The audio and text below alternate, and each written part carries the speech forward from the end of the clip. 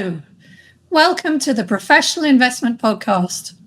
I'm Charlotte Moore, award-winning journalist and co-founder of Moore Squared Communications.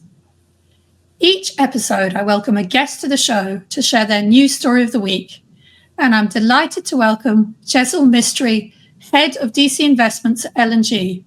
Welcome to the show, Jesal. Hi, Charlotte. It's great to be here. Do tell us, what is your news story of the week? Absolutely. So my news story of the week is Macquarie buys stakes in UK airports from Ontario Teachers' Pension Plan, which was published in the FT on the 19th of June. And what is it about this story that made you choose it as the news story of the week? Well, Macquarie, who are Australia's largest infrastructure investor, announced its acquisition of stakes in 3 UK airports from Ontario Teachers' Pension Plan. And this links very well to the recent Mansion House Accord, and particularly as we've seen a focus from the government on expansion in the airport sector. And it really got me thinking about my recent trip to Australia and what we learned there around the way that they invest pension money in particular. So do tell us a bit more about that, because obviously there's lots of talk about Australian supers in the UK. They're seen as the model to copy. They've been around for a lot longer. What did you learn? Absolutely. So together with some of my colleagues, I recently spent some time down under learning about the Australian superannuation system, primarily as the government in the UK, as you say, appeared to model a lot of its future thinking on that particular market. So we attended between us more than 30 meetings in 3 cities over 5 days. So we did a lot and we saw a lot over that period of time. And that included meeting with supers themselves, regulators, fund managers, and other individuals or organizations associated with the market. Now, it was absolutely fascinating to understand how that market has grown to reasonably consolidated market with over 4 trillion Australian dollars of assets under management. And particularly understanding a little bit around what advantages this brings, but also some of the challenges. Now, they have similar issues to us on retirement income solutions in the DC space and are probably slightly behind on things like use of technology to engage with members. But one area I think they are undoubtedly ahead is investment, with many of the supers building their own asset management capability as they've grown in size. And it gives us an indication of how we might need to structure DC in the UK in the future. Now, investment strategy in Australia is very different to the UK. There remains a heavy domestic bias with around 60% of portfolios invested in Australia. And also the supers have large allocations to private assets, Australian infrastructure in particular, and have benefited from this in terms of returns. And what does that tell us? Because, I mean, obviously, if you know a little bit more about the history of the Australian supers, it comes from a very different place in a way, than it was very much led. It's quite similar to the Dutch model in a way, isn't it? Because it was led very much by the unions who wanted to set it up. They were very cooperative when they formed it. I think it was back in the 70s. You could correct me if I'm wrong there. And that's a very different way to go about organising the pension scheme that we've had in the UK, which, as everybody who listens to this podcast, I'm sure, is well aware, auto-enrolment was really introduced in reaction to the number of people in occupational pension schemes falling off 25 years ago when DB schemes closed as a result of the way that they were valued. What does that teach us about what we need to do about investing in the UK? I mean, I can't quite see UK pension schemes investing as much as 60% in the UK, and I'm not sure that's a good idea. So what can we learn? Absolutely. So you're absolutely right. The Australian supers were born out of the unions, and they're very industry specific as a result. So they have a connection to a particular industry. So they have a member group or a set of employers that they are linked to and supported to. And that brings a very different dynamic in terms of the kind of the way that they run those supers. The Australians have what they call a sole purpose test, which means that any decisions are made about investment strategy must be for the benefit of the member, and they need to demonstrate that. So that means that there's very clear rationale around investment decisions they have made. It also means investing locally provides them with investment benefits that they see around their local area. So things like currency hedging, for example, governance of the investment solution that they have and the assets that they own, influence on the assets. So very much around the sustainability and long-term returns around that. Just a few of the key things they've looked at. But they're very clear that these investments must have the expected risk and return characteristics for their portfolios. Otherwise, they will not invest in them. And that's really, really important here in the UK, in that whatever we're doing here must be for the interests of members and actually generate returns long term. They have also groups like things like Infrastructure Partners Australia that bring together key stakeholders in that spectrum, so capital along with the opportunity. And that means that they're able to lobby government to ensure that the economic environment works for them, but it also means that any opportunities that come up are also linked very closely to the capital, and they can work through them together.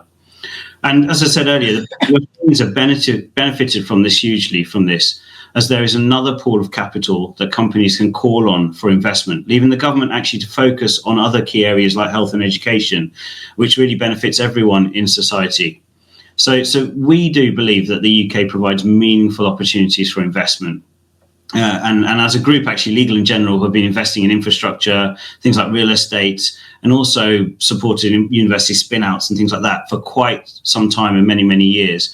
And we've actually built 6,500 affordable homes ourselves. So we do think the UK has potential, and I think we do think that there are opportunities out there. Often the hesitance around UK, I would say, maybe comes because we're British and British by nature. And therefore, when we're told to do something, we naturally have an adverse reaction to that.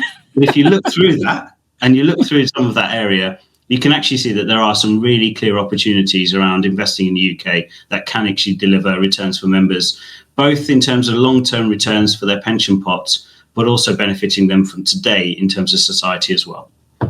Well, Dave, you just described my personality there. I'd never liked to do what I told. And I'm half British and half Danish. So that's like a double whammy, right? Yeah. Makes me want to jump in a long ship and just go conquer somewhere else in the world. Absolutely. So you've talked there quite passionately about why you think it's a good idea to invest in the UK. But what's the best way to implement that? Because there's quite a live debate going on at the moment in the market about the demise of public equities in general and UK public equities specifically, and the rise of private markets, and whether we should be investing pension money either in public UK equities or indeed in private assets. What do you think is the best mechanism going forward? Well, I'm not sure I can tell you the best way to invest in the UK, and this is where Legal & General put a big disclaimer across the front of the screen. But I think in terms of where we see some opportunities and where we see there being some ability to invest, I think in the public market space, the UK has struggled, I would say, relative to the US, and I think everyone would recognise that. In particular, I guess, largely due to the US being focused on technology companies and the rapid growth we've seen of things like AI and the emergence of that. But the first part of this year has actually seen the UK do better in terms of its stock market, and so could actually see some green shoots coming for UK public markets as well. But where I do think that there are some really strong and clear opportunities is within the private market space, and that's to access companies and particular assets with different return drivers, or those with the real opportunities for diversification for portfolios. So we know more companies are staying private for longer. I think I saw some stats recently that showed that up until the millennium, in the 20 years leading up to the millennium, there were twice as many companies going to IPO as there were in the 20 years post the millennium. And actually, those that were coming to IPO in those early years came to with a lower market valuation, whereas after that it was much, much higher, 1.3 billion versus 105 million. So quite some change. And what that means is there's less opportunities in the public market for investment. And actually, when those companies come to IPO, we may have missed out on some of that level of higher growth. So the private markets naturally lend themselves to accessing different things. The UK also needs quite a lot of investment, both in terms of housing and infrastructure. So did you know that half of UK houses were built before 1946? So that means that there's lots of investment needed, particularly in an area where there's lots of growing demand. So I think this naturally leads to thinking that there are many opportunities for investment in the UK in private markets, as well as in public as well. But there is some hesitation about investing in private markets. We see skepticism on LinkedIn, and we see skepticism even in the man on the street when we consult with the actual scheme member. And as you said at the beginning, we're doing all of this for the benefit of the scheme member. There's concern that the government is trying to kind of force the asset owner industry into making these investments. And there is been long held concern about the price that these assets costs, both in terms of asset manager fees and being able to get out and price correctly at the right time. How would you address those concerns? Yeah, I think so. I do think that private markets investments are a good idea for DC members. I believe that members should benefit from as wide a range of investment opportunities as possible. And as DC arrangements grow, it actually opens up access to areas of investments and the investment toolkit that were not really viable before. Private markets are a big part of this, and sophisticated institutional investors, DB investors, etc., have been able to access these types of assets for some time and actually have benefited from it. And we've seen that with some of our clients on the DB side as well. So why shouldn't a DC member have access to these assets? A DC member's long-term time horizon also should lend itself very well to private markets, buying and holding to benefit from things like long-term income, but also growth of that asset really should align to the individual's objectives and needs. So there are many reasons why we should, but you're right, there are some concerns within the market, and it's really important that we link to those. Those concerns aren't new, though. Those concerns and those challenges are the same that have been around for some time. The valuation of assets on a regular basis, the cost of investing in those through asset manager fees, and liquidity. Those are the three things, but those three things have been there all through, and it's just how do you apply them and how do you make them work for DC members in particular. So some of the one thing I would point to, some of the largest companies in the world are actually privately owned. Mars, IKEA, Fidelity, to name just a few of these. So it's important when considering the investment that you think about what the opportunity is and the risk, and make sure you understand that. Is it in a well-known name? How strong is their balance sheet? How strong is that from a private equity or private credit perspective? Where is the asset that you're buying? Those are things that are really important to consider. And which is where things like professional fund managers and analysts come into play. And that leads very nicely onto costs, I guess, which is, where the cost is born. Cost is naturally higher within private markets. There's more involved in identifying them, transacting on them, and managing those on an ongoing basis. And if you do that well, you actually receive good returns. So a good manager should be able to do these things efficiently and add value, resulting in a strong returns net of fees. It does mean more governance, I would say. So it means more assessment and oversight from things like boards like trustees, etc., to ensure that they're picking managers and monitoring them on an ongoing basis. So whilst there are things like challenges and concerns, there are also opportunities if you implement them in the right way, and that's really, really important when you're considering things like private markets. Does that become more challenging then for smaller master trusts or smaller schemes or smaller trustee-based schemes? Is this a game really only for the largest who have the resources, or are pooled funds like LTAFs and the like a solution to that dilemma? Yeah, sure. So there certainly is more of a challenge for a smaller board who maybe has more to deal with, less time, less resource to be able to kind of spend on this sort of thing.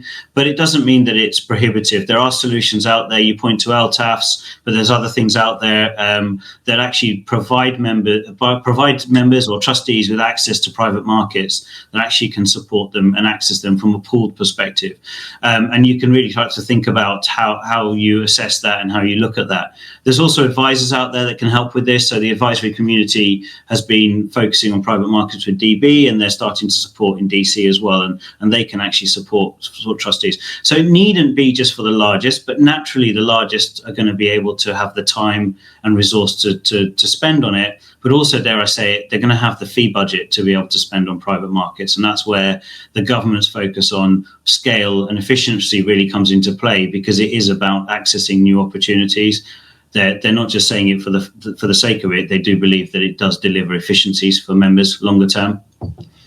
Okay, well, let's talk about maybe how you think about those different types of private market assets. And I think they fall into 4 groups. We've mentioned some of them already. We've mentioned real estate and infrastructure. Then obviously you've got private debt and private equity, which could also be infrastructure and real estate, just to make things complicated. Yep. But when you're thinking about the member journey, And as we're at a really interesting inflection point now where DC is really beginning to come of age, if we can say that, and people are really starting to think about not just the wealth gathering part of the journey, not just building up the pots, but how we provide a retirement income. How do you think about those different assets?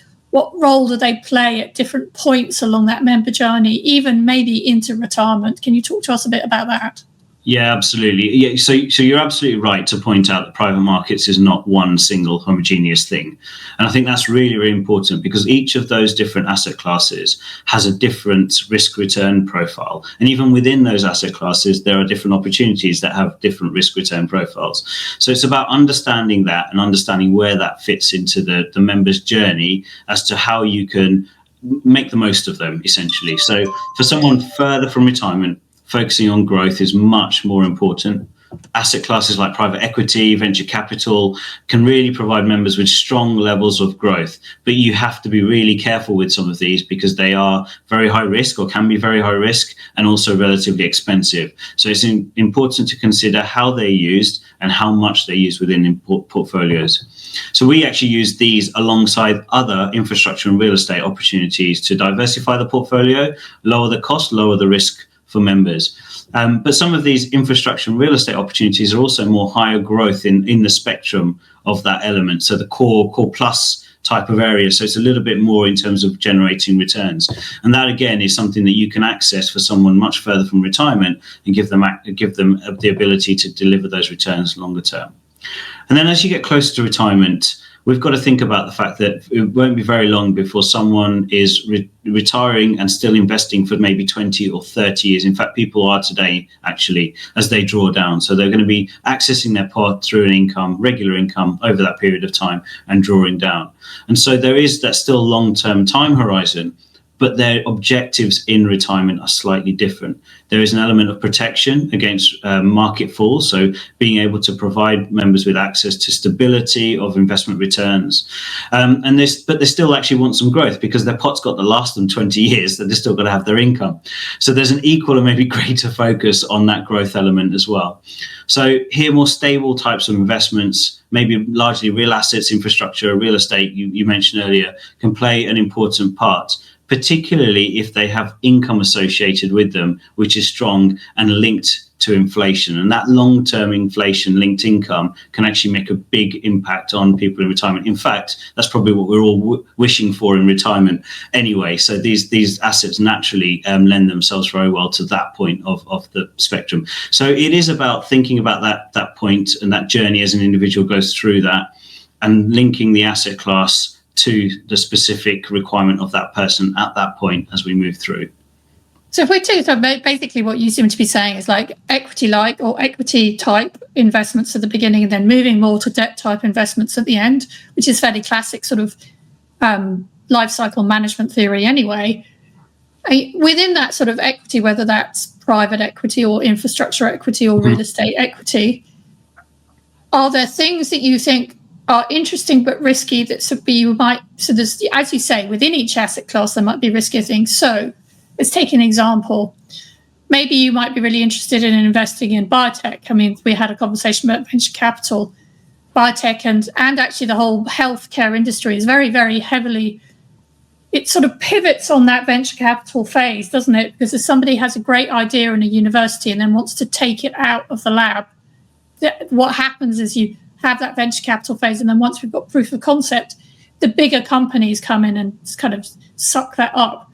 So maybe in somebody's earlier journey that might be of interest, but you don't want too much of it because, typically in phase one we have a 1 in 10, 10% chance of that succeeding. So maybe that's a small portion, and then you have something that's still equity, but maybe infrastructure equity is less risky. Is that the kind of thing that you're thinking about when you're designing that portfolio? That's exactly right. So it is looking at the various asset classes and looking at where the opportunities are within that. You're right in thinking about the kinds of companies that we might be investing in, particularly within the venture capital private equity phase, and particularly thinking long term. So what trends are we seeing now in particular themes, and how is that going to progress? So, focus on themes like clean energy, clean water, for example, pharmaceutical breakthrough. You mentioned biotech, for example. So those are the areas that we're seeing as kind of key areas. We have, within our private markets fund, we have a strategy that is linked to UK universities, and particularly supporting some of those university spin-outs. We have a kind of a world-class, I think, university sector within the UK, some of the best actually, and being able to leverage that is really, really important. It also means that companies in the UK that are innovative in terms of what they're delivering are able to access those sorts of talent pools that really support them moving forward. So by investing in universities and the ecosystem and the infrastructure around them, actually you're thinking about kind of some of those high growth companies for the future. So you're absolutely right. It's thinking about that element within it and trying to find those opportunities, and then putting that alongside other diversifiers so that members aren't subject to too much risk, but still getting access to kind of growth over the longer term. Now, we started this conversation by talking about the Australian superannuation funds, and we mentioned that they would be invested up to 60% in UK assets. We're never going to kind of get to that level. And to be honest, even if we are thinking about investing in the UK, you would also be thinking about how you're going to have a diversified global portfolio, because that is the reality of how pension schemes invest today. So can you talk to me about how you think about allocating to private assets outside of the UK? Is it done globally? Is it done within Europe? Is it done within developed markets? How do you think about that? Yeah, absolutely. So we do think about this globally. It is about global approach to investing in private assets and being able to kind of access opportunities around the world. But we have a bias towards the UK as a result of that, because of a few things, I think. One, as I said, the UK market has significant opportunities. So I think we focus on that.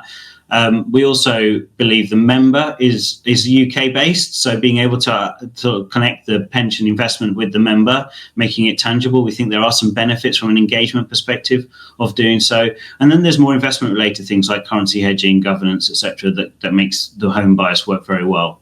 But we do look globally. So we have a bias to the UK, but we look globally, and that's really important in terms of being able to access opportunities across the world, diversifying them and providing DC savers to access to all those opportunities globally.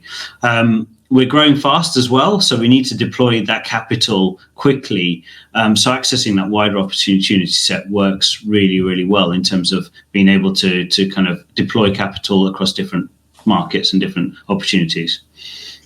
So how wide do you go? Because you kind of mentioned there something I was going to ask you, which is, as you grow bigger, you're obviously going to have a bigger and bigger investment universe. That's just the nature of it. So at the moment, are you thinking about private capital in UK and Europe, or is it UK, Europe and the US? Is it developed markets? Where would you have to get to start thinking about making it, to use an index terminology, when would you move from sort of world MSCI to MSCI equity? Where would you start thinking about investing across all of markets, developed, developing, frontier, for example? Yeah, absolutely, Charlotte. So all of the above, I think, is what I would say. So first of all, we're really fortunate to have access to the largest asset manager in the UK, and which has a very well established private markets capability. So that means that we can use their expertise as much as possible, particularly supporting development of new ideas, the origination of new assets, that sort of thing in the UK, and as their capabilities grow overseas. So that's number one and really important. And that focuses UK, Europe, and then there's some capabilities beyond that. But recognizing that actually we need to provide members with a broader range of assets and opportunities, we thought very carefully around how we construct our private markets portfolio. And we've created an open architecture solution, which is where we partner with a number of third-party managers, particularly making use of large evergreen funds in this space to access a well-diversified range of investment opportunities already. So that means members get immediate access upon deployment of assets into those big, large existing portfolios. Don't have to go through big J-curves to be able to access that. So getting access to returns or positive returns immediately as much as possible. And we can invest that capital really, really quickly. We're also partnering with those managers. I mentioned earlier on, the professional fund manager is really important in being able to identify and manage those opportunities. By using skill sets across the world, we're able to access high quality opportunities in that space. And so we've made use of that by investing in UK, Europe, developed markets, the US, but also emerging market strategies as well. So it's a fully global strategy that accesses different managers to access different parts of the portfolio. And importantly, because of the way it's structured as a fund-of-fund solution, we actually can continue to innovate and look to new areas of expertise, whether that's through external managers or internally within legal in general. We can look for new opportunities and new asset classes as they arrive and deploy them and implement them within the portfolio moving forward. So that scale point as well is really, really important in being able to scale this portfolio over time. Well, I mean, you make two interesting points there, which I think will probably warm the cockles of the asset managers who are listening to the podcast heart, which is, number one, private markets is more complex than public markets. You need that genuine specialization. You need that all of those relationships and networks within the industry. You need the connections. You need the expertise. So it's a natural fit for a third-party asset manager with those skills. And second of all, actually, even if you are LNG with your own investment management house, the bigger you get, the more you're actually going to have to work with those external asset managers. And it just means you're going to be looking at more and more interesting markets in more and more diverse sectors around the globe. I think we've talked quite a lot about, we've got really beyond the why and into the how and into how we kind of implement that kind of thing. Is there anything else you want to add around the implementation?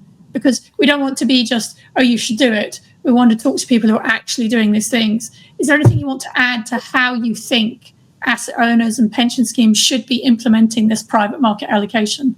Yeah, absolutely. So from our perspective, one of the key things that we thought through and the learnings that we went through before we launched the fund last year was really to think about what exactly do DC schemes need? As DC's grown and we've had things like auto enrollment, they've automated more and more. They've had to run their portfolios efficiently to avoid risk. So that means more straight through processing, more kind of automation and those sorts of elements. So how do you fit something that is inherently not liquid, daily dealt, running on a day-to-day basis into that space? And it's about using the structures around that to be able to make that work. So we used the life company to be able to provide liquidity outside of an LTAF structure, to be able to allow individual members to retire, to trade on a day-to-day basis as they come in and out, they change their employers, they're retiring, as I said, they're taking their tax-free cash, all of those things that people do on a day-to-day basis, but that the portfolio of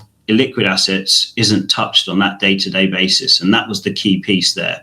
And thinking about this kind of holistically. And I think we hit upon a kind of a structure which fits DC very, very well, that can be scaled, that can be deployed quickly, and therefore provide members with benefits long term. And I think that's really important to think through, is what actually is it that you're trying to achieve? What are you trying to fit it into? And how can you structure this in a way that's maybe a bit different to how it's been done before? Thank you very much for that. I think that's a great place for us to end our discussion. Thank you for being on the show. It's been wonderful to have you. Thank you for your insights and comments.